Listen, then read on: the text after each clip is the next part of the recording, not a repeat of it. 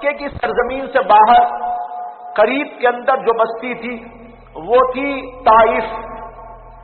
طائف پہاڑی بستی، بڑی خوشگوار فضا وہاں کی، اور وہاں پر 3 بھائی تھے جو وہاں کے سردار تسلیم کیے جاتے تھے. ایک کا نام تھا عبد یالی، اور دوسرے کا نام تھا مسعود، اور تیسرے کا نام تھا حبیب. یہ تینوں بھائی تھے اور طائف کی بستی کے سرداروں میں ان کا شمار ہوتا تھا. اللہ کے نبی علیہ السلام نے سوچا مکے والے مانتے نہیں ہیں تو چلو طائف کی طرف جائیں گے اور وہاں لوگوں کو سمجھانے کی کوشش کریں گے اور ان کو اللہ کے دین کا پیغام پہنچائیں گے. اللہ کے نبی علیہ السلام نے اپنے ساتھ میں اپنے منہ بولے بیٹے حضرت زید بن حارثہ کو لے لیا. حضرت زید بن حارثہ بیٹے نہیں تھے اللہ کے رسول کے، لیکن منہ بولے بیٹے تھے، یعنی اصل میں تو وہ غلام تھے حضرت خدیجۃ الکبریٰ کے. خدیجۃ الکبریٰ نے اللہ کے رسول علیہ السلام کو دے دیا تھا کہ آپ اس کو اپنا غلام بنا لیں.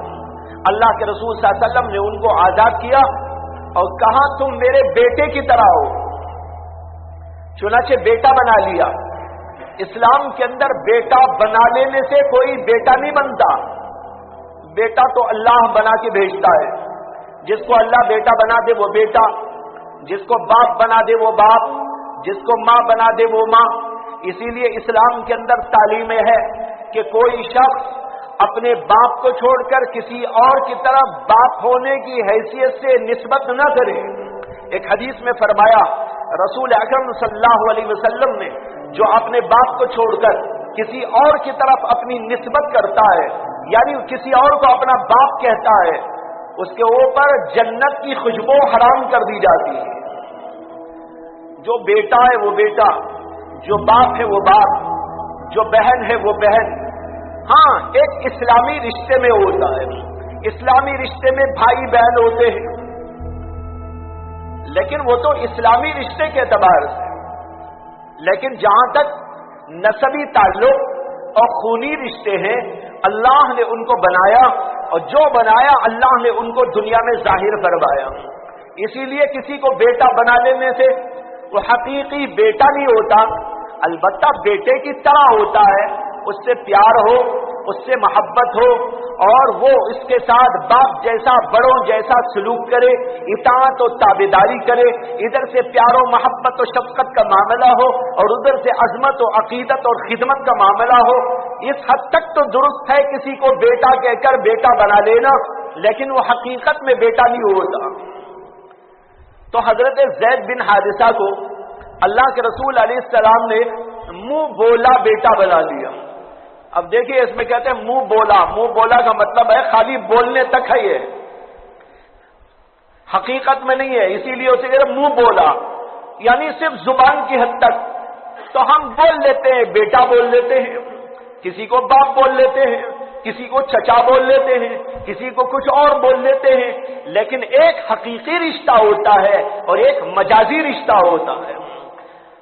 حضرت زید بن حارثہ کو اللہ کے رسول علیہ السلام نے اپنے ساتھ میں لیا، اور مکے کی ان سختیوں کو دیکھ کر اور مکے والوں کا برا سلوک دیکھ کر اللہ کے رسول علیہ السلام مکے کو چھوڑ کر طائف کی پہاڑی پہ تشریف لے گئے.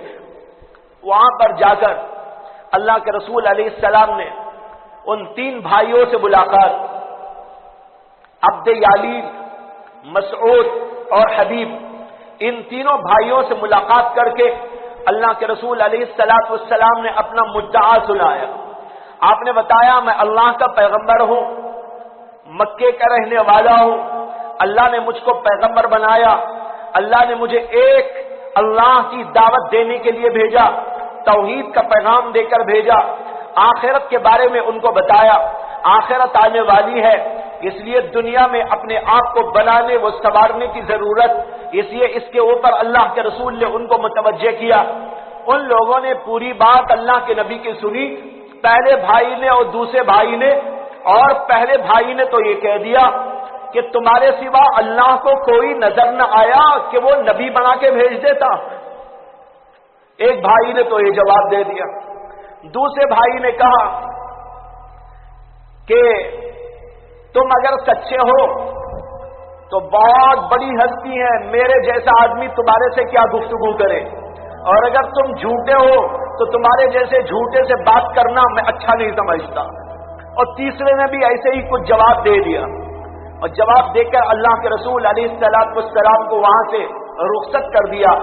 جب اللہ کے رسول علیہ السلام ان لوگوں سے مایوس ہو کر واپس ہونے لگے، ان کافر لوگوں نے وہاں کے غنڈوں کو اور اپنے نوجوانوں کو اللہ کے رسول علیہ السلام کے پیچھے لگا دیا کہ ان کو گالیاں دو، ان کا مذاق اڑاؤ اور ان پر پتھر پھینکو، جو شکل بھی تمہیں سمجھ میں آئے ان کو ذلیل کرنے، رسوا کرنے، خوار کرنے اور تکلیف اور اذیت کے پہنچانے، وہ سب کچھ تم کرو۔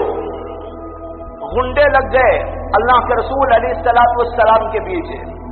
وہاں کے نوجوان سفلے لوگ جو ادھر ادھر غنڈا گردی کرتے پھرتے تھے، وہ سب اللہ کے رسول علیہ السلام کے پیچھے پیچھے لگ گئے۔ اللہ کے رسول چلے آ رہے ہیں، حضرت زید بن حارثہ کو ساتھ میں لے کر، اور ادھر سے پتھر پڑ رہے ہیں۔ کوئی پتھر سر میں لگتا ہے، کوئی پتھر پیٹھ میں لگتا ہے، کوئی پتھر ٹانگوں پہ لگتا ہے، کوئی پتھر ہاتھوں پہ لگتا ہے۔ حضرت زید بن حارثہ اس بات کی کوشش میں لگے ہوئے تھے اللہ کے رسول علیہ السلام کو کوئی زخم نہ پہنچے، کوئی تکلیف نہ پہنچے، اس لیے وہ پتھر خود کھانے کی کوشش کرتے تھے، لیکن اس کے باوجود چار طرف سے پتھروں کی بارش ہو رہی تھی، اللہ کے رسول پر بھی لگ رہے تھے اور ادھر زید بن حارثہ پر بھی پتھر کی بارش ہو رہی تھی۔ ذرا اندازہ کرو بھائیو، اللہ کے رسول علیہ السلام وہاں پر تنے تنہا ہیں، پورے کا پورا شہر اللہ کے نبی علیہ السلام کی بغاوت پہ اترا ہوا ہے۔ سارے سفلے اور گندے اور انتہائی خبیث اور شیطان لوگ اللہ کے رسول علیہ السلام کو اذیت و تکلیف پہنچانے میں لگے ہوئے ہیں، پتھروں کی بارش کی جا رہی ہے اور اس کے ساتھ گالم گلوج ہو رہا ہے۔ اور اسی میں یہ بھی آتا ہے روایت میں، اللہ کے نبی علیہ السلام کے پورے جسم سے خون رس رہا تھا، اوپر سے نیچے تک آپ خون میں آلودہ ہو چکے تھے، حتیٰ کہ آپ کی جوتیوں میں خون اوپر سے پڑتے پڑتے جوتوں میں جا کے چپک گیا تھا۔ اور اسی موقع پر رسول اکرم صلی اللہ علیہ وسلم پر غشی کے آثار طاری ہونے لگے، یعنی جیسے بے ہوش ہو رہا ہو آدمی، گرنے کی طرح ہو رہے تھے۔ اللہ کے رسول علیہ السلام کہیں بیٹھنے کی کوشش کرتے، ذرا سا سہارا لے لوں اور اپنے آپ کو سنبھالا دے دوں، لیکن اتنے میں کوئی نہ کوئی غنڈا آتا اور اللہ کے نبی کو پکڑ کے اٹھا دیتا اور کہتا چلو یہاں سے، چلو یہاں سے۔ یعنی بیٹھنے اور سہارا لینے اور ذرا سا آرام کرنے کی بھی انہوں نے فرصت نہ دی۔ گالم گلوچ بھی ہو رہی ہے، مار پیٹ ہو رہی ہے، پتھر برسائے جا رہے اور اس کے ساتھ ایسا سلوک کیا جا رہا ہے۔ اللہ کے رسول علیہ السلام پھر اٹھتے ہیں، ذرا سا آگے بڑھتے ہیں، لیکن چلا نہیں جاتا ہے، پھر بیٹھنے کی کوشش کرتے ہیں، پھر کوئی غنڈا آتا ہے، آپ کو ہاتھ پکڑ کے دھکا دیتا ہے، اٹھا کے چلتا بنانے کی کوشش کرتا ہے۔ یہی سب کچھ ہو رہا تھا اور دوسری طرف ایک باغ والا باغ میں اپنے بیٹھ کر یہ تماشا دیکھ رہا تھا۔ یہ باغ والا کون تھا؟ یہ باغ والے دو بھائی تھے، ایک کا نام تھا عتبہ، ایک کا نام تھا شیبہ۔ یہ دونوں ربیعہ کے بیٹے تھے، یہ بھی بڑے سخت کافر لوگ تھے، سخت کفار میں سے تھے، مکے کے رہنے والے تھے، لیکن ان کا باغ طائف کی بستی کے اندر موجود تھا۔ اتفاق سے اس وقت یہ لوگ مکے سے اپنے باغ میں آئے ہوئے تھے۔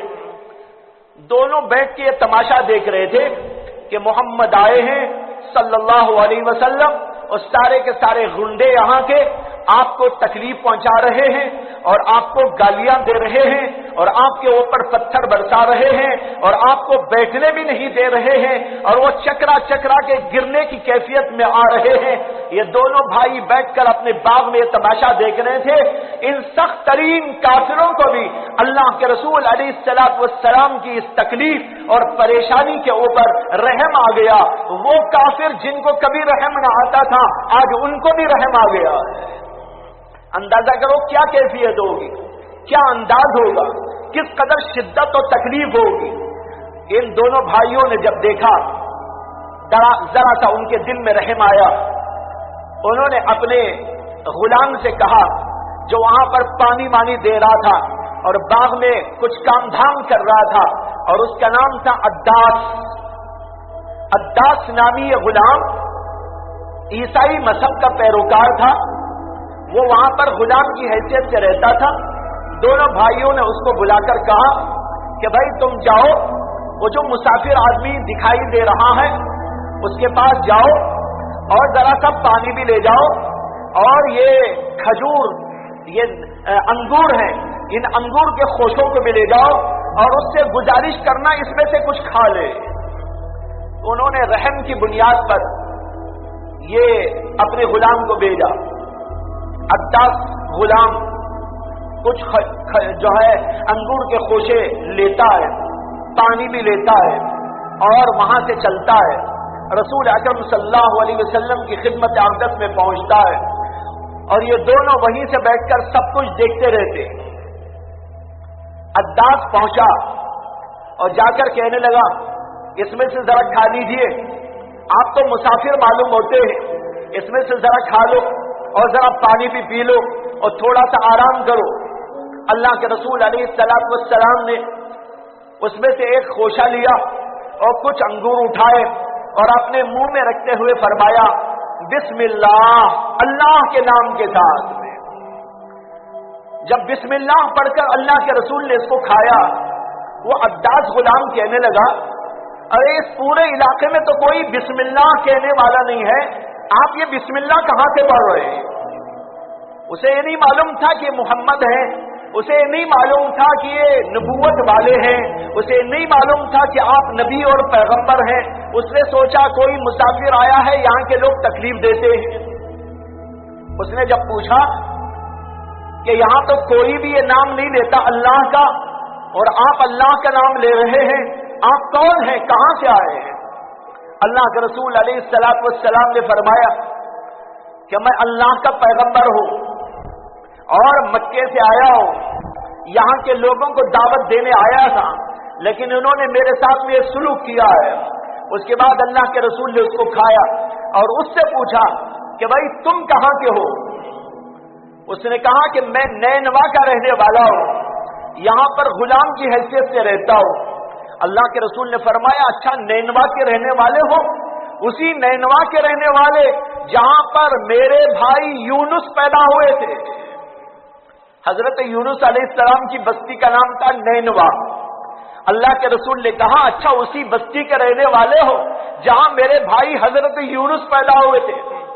اس نے کہا ہاں میں اسی بستی کا رہنے والا ہوں جہاں پر یونس علیہ السلام پیدا ہوئے تھے۔ اور پھر اس نے کہا آپ یونس کو کیسے جانتے ہیں؟ کہا ارے وہ تو میرے بھائی ہیں، اللہ نے مجھے بتایا ہے اور اللہ کی طرف سے مجھ کو علم دیا گیا ہے۔ اس پر وہ آدمی اللہ کے نبی علیہ الصلوۃ والسلام کا معتقد ہوا، اس نے سمجھ لیا واقعی آپ اللہ کے پیغمبر ہیں، جو بات یہاں کوئی نہیں جانتا، دور دور تک کسی کو خبر نہیں، یہ بتا رہے ہیں وہ باتیں۔ اللہ کے رسول علیہ الصلوۃ والسلام پر اس کا اعتقاد بڑھتا گیا اور اس نے یہ باتیں سننے کے بعد اللہ کے رسول علیہ الصلوۃ والسلام کے سامنے جھک کر سلام پیش کیا۔ یہ دونوں وہیں سے دور سے بیٹھے ہوئے دیکھ رہے تھے۔ جب یہ سب کچھ ہو گیا اور اللہ کے رسول آگے بڑھنے لگے، عداس واپس آیا تو شیبہ اور عتبہ دونوں اس سے پوچھنے لگے کہ تم نے ان کے سامنے کیوں جھک کر سلام کیا تھا؟ کہا کہ اس لیے کہ وہ اللہ کے پیغمبر ہیں، میں نے ان کو سمجھ لیا کہ واقعی وہ اللہ کے پیغمبر ہیں، اس لیے میں نے ان کے ساتھ یہ سلوک کیا ہے۔ انہوں نے کہا بھائی تمہارا دین بہت اچھا ہے، تم کہیں اس کی باتوں میں نہ آ جاؤ، یہ کہہ کر اپنے غلام کو روکنے کی کوشش کی۔ بہرحال اتنا واقعہ یہاں پر ہوا اور اللہ کے رسول علیہ الصلوۃ والسلام طائف بستی سے باہر کو نکل گئے۔ جو ہی اللہ کے نبی باہر کو نکلتے ہیں، اللہ کا فرشتہ حضرت جبریل امین علیہ الصلوۃ والسلام اللہ کے نبی علیہ السلام کی خدمت میں آتا ہے اور یہ عرض کرتا ہے اللہ نے مجھے سلام سنانے کے لیے بھیجا اور یہ پیغام بھی دیا ہے کہ میرے ساتھ ایک فرشتہ ہے جس کو کہتے ہیں ملک الجبال، یعنی پہاڑوں کا فرشتہ۔ یہ پہاڑوں کا فرشتہ اللہ نے میرے ساتھ میں کر دیا ہے، میں اس فرشتے کو لے کے آیا ہوں۔ اگر آپ چاہے اس پوری بستی کو جو پہاڑوں کے درمیان میں آباد ہے، یہ فرشتہ دونوں پہاڑوں کو چکی کے پاٹوں کی طرح پیس کے رکھ دے گا، آپ اجازت دے دیجیے۔ فرشتہ بھی وہیں کھڑا تھا، اس نے اللہ کے رسول صلی اللہ علیہ وسلم کو سلام کیا اور کہا انا ملک الجبال، میں پہاڑوں پر مسلط اللہ کا فرشتہ ہوں، پہاڑوں کو ریزہ ریزہ کر سکتا ہوں، پہاڑوں کو تہس نہس کر سکتا ہوں۔ یہ کہ بھائی اللہ کے فرشتوں کی طاقت بہت بڑی ہے۔ ایک روایت میں آتا ہے کہ ایک بستی کو اللہ تبارک و تعالیٰ نے الگ دینے کا حکم دیا، وہاں کے لوگ بڑی بے حیائیوں میں مبتلا تھے، بڑی غلط کاریوں میں مبتلا تھے۔ پیغمبروں نے ان کو بار بار سمجھایا لیکن وہ سمجھنے پہ نہیں آئے۔ اللہ تبارک و تعالیٰ نے جبریل امین کو بھیجا کہ جاؤ اس بستی کو اٹھاؤ اور پھر اوپر لے جا کر الٹ کے چھوڑ دینا۔ جبریل امین علیہ السلام آئے اور ایک انگلی کے اندر پوری بستی کو اٹھا لیا ہو۔ اب اندازہ کرو کہ ایک فرشتے کی اتنی بڑی طاقت ایک انگلی میں ہے کہ انگلی میں پوری بستی کو اٹھا سکتا ہے۔ انہوں نے اٹھایا، بہت اوپر لے جا کر ایسا الٹ کے چھوڑ دیا جیسے کہ کوئی آدمی کوئی چھوٹا سا گلاس ولاس اٹھاتا ہے اور یوں چھوڑ دیتا ہے۔ فرشتے کے پاس اس کی کوئی حیثیت نہیں۔ اللہ کا فرشتہ ملک الجبال کہنے لگا اگر آپ اجازت دیں تو ان پہاڑوں کے درمیان بسنے والے لوگوں کو میں اسی طرح پیس کے رکھ دوں جیسے کہ چکی کے پاٹوں کے درمیان میں مسالہ پیس دیا جاتا ہے۔ اللہ کے رسول علیہ الصلوۃ والسلام نے فرمایا کہ مجھے اللہ نے رحمت للعالمین بنایا ہے، میں زحمت بن کر نہیں آیا، میں رحمت بن کے آیا ہوں۔ اس لیے مجھے ایسا نہیں چاہیے کہ میں ان لوگوں پر بد دعا کروں، میں اس کے بجائے ان کے حق میں دعا کرتا ہوں۔ اور اللہ کے رسول علیہ الصلوۃ والسلام کہنے لگے اے اللہ اس قوم کو ہدایت عطا فرما، یہ تو مجھے جانتے نہیں، اگر یہ جانتے تو شاید ایسا نہ کرتے، ان لوگوں کو ہدایت عطا فرما۔ اللہ کے رسول علیہ الصلوۃ والسلام نے ان کو ہدایت کی دعا دی اور پھر ایک طرف کنارے پہ بیٹھ کر اللہ سے دعا کرنے لگے۔ دعا کیا کی؟ دعا میں یہ الفاظ حدیث میں آتے ہیں کہ اللہ کے رسول علیہ الصلوۃ والسلام دعا فرما رہے تھے اللہم انی اشکو الیک ضعف قوتی وقلت حیلتی وہوانی علی الناس۔ اے اللہ میں تیرے جناب میں اپنی ہی کمزوری کا شکوہ کرتا ہوں، کسی کا شکوہ نہیں کر رہے۔ اللہ کے نبی کہہ رہے اللہم انی اشکو الیک ضعف قوتی، اے اللہ میری کمزوری کا شکوہ کرتا ہوں، میرے ہی اندر شاید کمی ہے، میرے ہی اندر شاید ضعف ہے جس کی وجہ سے میں ان لوگوں پر اثر انداز نہیں ہو سکا، اس لیے یہ صورتحال پیدا ہو گئی۔ میں آپ کی جناب میں میری ہی قوت کی ضعف کی شکایت کرتا ہوں۔ اور فرمایا وقلت حیلتی، اور تدبیر کی کمی کا شکوہ کرتا ہوں، شاید میری ہی تدبیروں میں کمی ہو گئی ہے، اس کی وجہ سے لوگ ایمان نہیں لا رہے ہیں، اس کی وجہ سے لوگ ہدایت پر نہیں آ رہے. اگر میں شاید اچھی تدبیر کرتا یہ لوگ ہدایت پہ آ جاتے.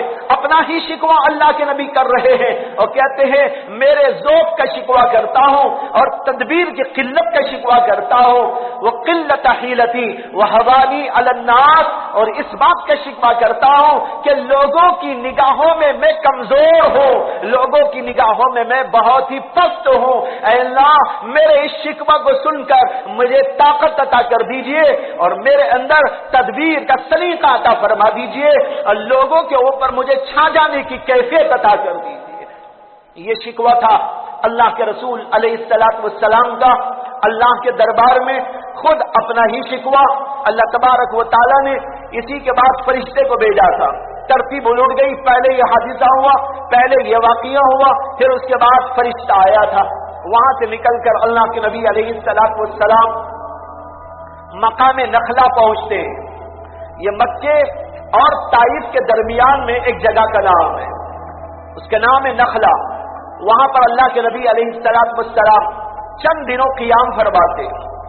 اسی قیام کے زمانے میں اللہ کے نبی علیہ السلام نماز پڑھ رہے تھے اور نماز کے درمیان میں غالباً فجر کی نماز تھی اور آپ زور سے تلاوت فرما رہے تھے.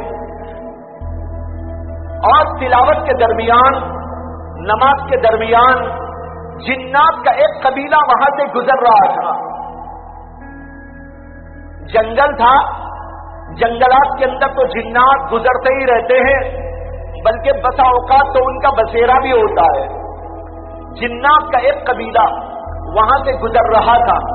گزرتے گزرتے جب اس نے دیکھا کہ محمد صلی اللہ علیہ وسلم نماز پڑھ رہے ہیں اور اس کے اندر تلاوت کر رہے ہیں, تلاوت کو اس نے غور سے سنا اور سننے کے بعد وہ سب کے سب اللہ کے نبی علیہ السلام کی باتوں کو ماننے کے لیے تیار ہو گئے. وہاں سے واپس گئے اور اپنے قبیلے و خاندان کے اندر جا کر جنات نے اعلان کیا اور انہوں نے کہا کہ اے جنات کے قبیلے, اے ہماری قوم کے لوگوں, ہم نے ایک اللہ کا کلام سنا ہے, جو کلام کہ حضرت موسیٰ علیہ السلام کے اوپر نازل ہونے والے کلام کے بعد میں نازل ہوا ہے. توریت تو پہلے نازل ہو چکی. انہوں نے کہا کہ موسیٰ کے بعد نازل ہونے والا اللہ کا کلام ہم نے سنا ہے, جو بڑا پیارا بہت اچھا کلام ہے, اور ہم تم کو دعوت دیتے ہیں تم سب کے سب اس اللہ کے دائی کی بات کے اوپر ایمان لے آؤ. عجیبو داعی اللہ, اللہ کے اس دائی کی بات پر قبولیت کرو اور اس کی طرف چلو. یہ ان لوگوں نے جنات نے اپنے جناتی بھائیوں میں دعوت پھیلائی. یہ قرآن کے اندر تذکرہ موجود ہے. اس کے بعد اللہ کے نبی علیہ السلام کو مکے کے اندر داخل ہونا تھا, لیکن بھائی حالات بڑے سخت تھے. کہہ چکا ہوں کہ انہی حالات سے مجبور ہو کر اللہ کے نبی نکلے تھے.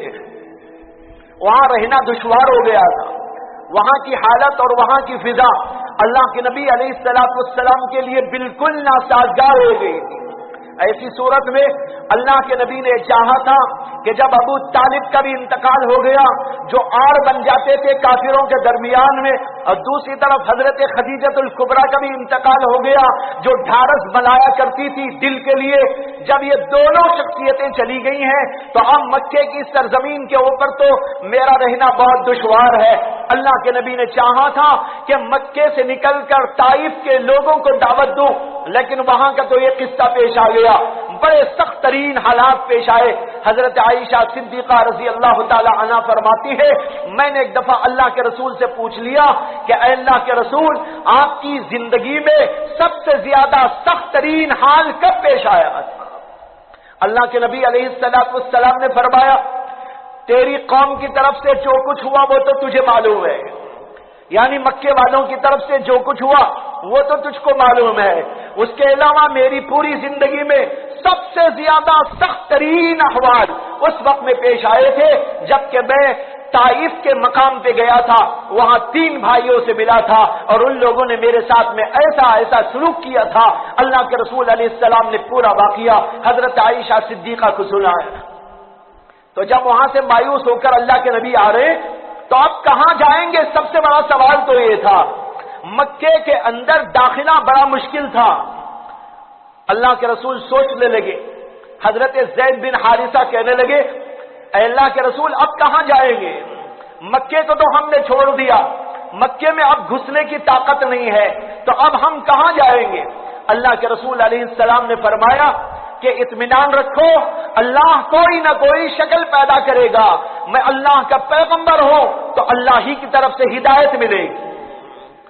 کچھ دیر کے بعد اللہ کے رسول علیہ السلام کے ذہن کے اندر ایک بات آئی، وہ اللہ کی طرف سے بات، آپ نے کہا کہ میرا ایک پیغام ہے، تم لے کے جاؤ